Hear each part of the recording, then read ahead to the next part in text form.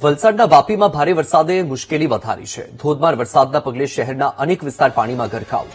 વાપી મહાનગરપાલિકા બન્યા પછી પણ નાગરિકોની મુશ્કેલીમાં કોઈ સુધારો નથી। પ્રથમ વરસાદમાં જ તંત્રની પ્રી મોન્સૂન કામગીરીની પોલ ખુલી ગઈ।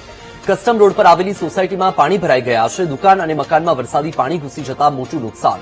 સતત વરસાદથી શહેરી વિસ્તારમાં જનજીવન અસ્તવ્યસ્ત થયું છે। ઘણું ગંભીર બાબત છે કેમ કે અહીંયા સ્કૂલની બસ પણ અટકી રહી છે, આપણી એમ્બ્યુલન્સ પણ અટકી રહી છે। જનજીવન થોડુંક સ્વાભાવિક છે કે અટકી ગયું છે, પણ પૂરા વાપીમાં 4 ઇંચ 4 કલાકમાં પડ્યો હોય તો પાણી ભરાશે અને એનો નિકાલ પણ ચાલુ છે। એવું તો નથી કે મહાનગરપાલિકા અહીંયા ઊભું નથી। સવારથી મહાનગરપાલિકા દોડી જ રહ્યું છે। આપણે આની રજૂઆત અગાડી પણ કરી હતી, ત્યારે પણ એનો નિકાલ કરવામાં આવ્યો અને આજે એનો સચોટ નિકાલ કરવામાં આવશે। 4 વખત પ્રી મોન્સૂન કામ થઈ છે, ટીલ આપણે બુનમેક્સ થી લઈને જીએસટી ભવન સુધી। ના, ગટરના પાઇપ નાના નથી, પણ એકચ્યુઅલી આપણે પ્રાઇવેટ પ્લોટ પછાડી પડે છે, એને બ્લોક કરવામાં આવ્યો છે પ્રાઇવેટ પ્લોટ તરફથી।